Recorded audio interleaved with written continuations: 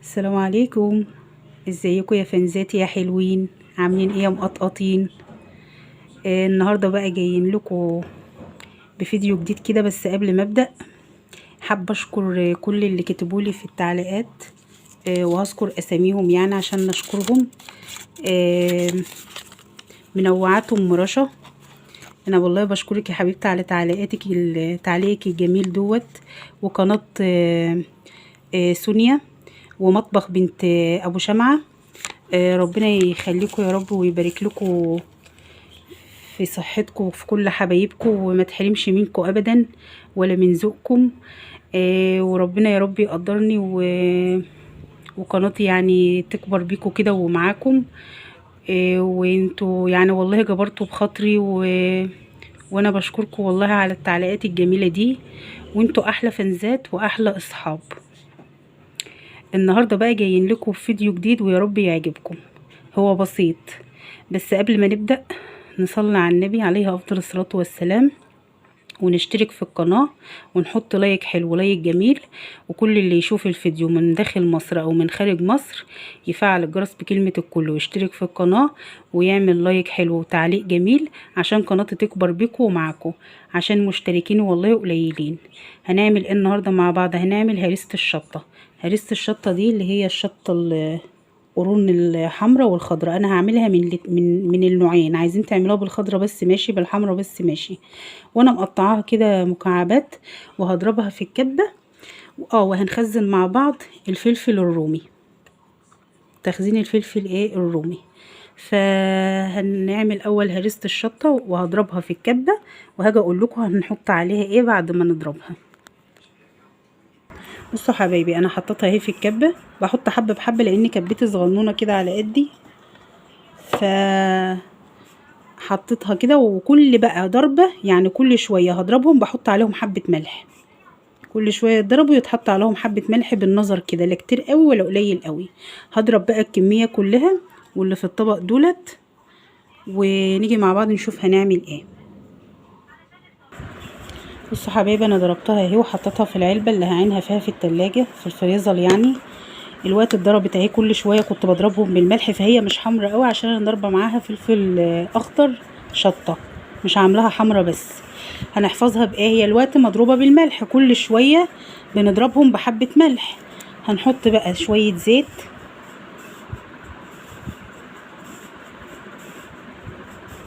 ونقلبها بالزيت كده بقى. دي مادة الحفظ، ده هتنفعكم والله في دقة السمك، في مخلل البتنجان، طماطم، اي مخلل بقى. عايزين تضربوا معاها فصين توم اضربهم، تبقى حلوة برضو.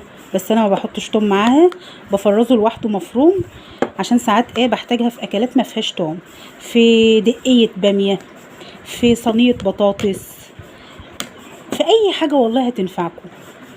واما بنعينها كده في التلاجة بتبوظ. فهنبقى هنقلبها ونجيلكم اهي يا حبايبي. هنغطيها بقى، هنغطيها بالغطا ده ونعينها بقى فين؟ في الفريزر. وهنعمل بقى هنخزن الوقت مع بعض برضو. هنقطع الفلفل الرومي الاخضر، عندكم الوان برضو اعملوه. بس بالله عليكم حبايبي، قبل بقى ما نقطع الفلفل، اللي ما اشتركش في القناه يشترك ويفعل الجرس بكلمه الكل، لان انا مش عارفه ليه يا حبايبي انتوا كل ما حد يشترك الاقي المشتركين لغوا الاشتراك. ارجو منكم يعني فضلا وليس امرا تشتركوا في القناه كده وتحطوا لايك وتشتركوا وتفعلوا الجرس بكلمه الكل عشان يوصل لكم كل اشعاراتي واي محتوى انا بعمله بيكون مفيد، او بطلع معاكم اعمل تحدي عشان تشوفوني واشوفكم. وانتظروا مني بقى مفاجاه يوم الثلاث، مفاجاه. هنعينها بقى في الفريزر، هنغطيها كده،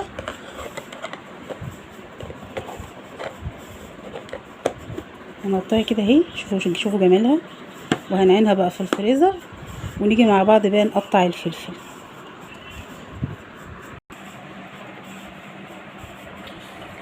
بصوا يا حبايبي، انا شايله القمع بتاع الفلفله كده، بس قلت اشيل معاكم واحد. شوفوا طريقته، هتحطوا ايدكم جوه كده وتضغطوا عليه جوه كده لجوه بصباعكم الكبير، هتلاقوه طلع اهو. انا بس قلت اوريها لكم وبعدين بقى عايزين تقطعوه جوليان قطعوه، عايزين تقطعوه مكعبات قطعوه. انا هوريكم بس ايه كام واحده كده. وبنشيل بقى ايه البتاع البيضه ده عشان بتمرر الاكل. العروق البيضه دي بتمرر في الاكل يا حبايبي اهي. دي بنشيلها كده، بننضفها ونشيلها كده اهو كده. خلاص يا حبايبي، عايزين بقى تعملوا معاه فلفل الوان اعملوا، بس انا اللي متوفر عندي الاخضر بس. هتقطعوه جوليان، هنقطعه مع بعض جوليان كده. ده بينفع بقى يا حبايبي تحطه في اي اكل عايز فلفل، تطلعه من الفريزر على قد. انا والله بعمله في الشاورما، ومثلا صينيه بطاطس محتاجه قرن فلفل، مسقعه، اي حاجه يعني. مثلا بيتزا، معجنات. لو بالفلفل الالوان حلو، انا دايما اعمله بالفلفل الالوان، يعني اجيب واحده حمراء وواحده صفراء كده على الكميه دي تبقى حلوه كده اهو. جوليان عايزين تخزنوه جوليان كده، خزنوه شرايح طويله. عايزين بقى مكعبات، اعملوا مكعبات على حسب ما تحبوا. انا بوريكم دي وبوريكم دي، وهكملوا بقى مع يعني هكملوا واجي اقول لكم هنخزنه ازاي. بس اوريكم بقى ايه المكعبات الصغيره كده اهو كده. عايزينها كبيره براحتكم، التقطيعه اللي تعجبكم يا حبايبي اهو. يا حبايب حنونه يا فنزات يا جمال انتوا يا مقطقطين اهو. عايزين مكعبات كده ماشي، عايزين جوليان كده تمام. وبكده يا حبايبي خلصنا اهو الفلفل، تقطيع الفلفل تقطعوه مكعبات، تقطعوه جوليان. لو عندكم فلفل الوان واحده صفرا وواحده حمرا اعملوه، بس انا عشان ما عنديش عايزين بقى تحتفظوا بيه بقى ازاي. مش بنضيف عليه اي اضافات خالص، هنحطه في كيس تلاجة ونقوم يعني مسويينه كده عشان ما ياخدش مساحه، ونلف عليه الكيس ونقوم حاطينه كده، فهيبقى سمكه بسيط. انما انا ما عنديش اكياس تلاجة فحطيته في العلبه دي، هي مش كبيره يعني. هغطيه واحطه في الفريزر. ودي بقى هريسه الشطه اهي اللي عملناها بنوعين الفلفل. بس هو الفيديو بسيط وصغير، بس بالنسبه للموظفين واللي بيشتغلوا، وحتى لو ست بيت قايمه متاخر، ده تسهيلات وتجهيزات كده سريعه يعني بتسرع الوقت. انا نفسي بعملها عشان احط كل حاجات على بعضها كده وتبقى جاهزه عندي، وكمان لما بتقعد في التلاجة بتبوظ. وبكده الفيديو بتاعنا يكون بسيط. انا عارفه هو فيديو صغير وبسيط، بس والله المحتوى بتاعه هيعجبكم يعني، هتستفادوا منه يعني.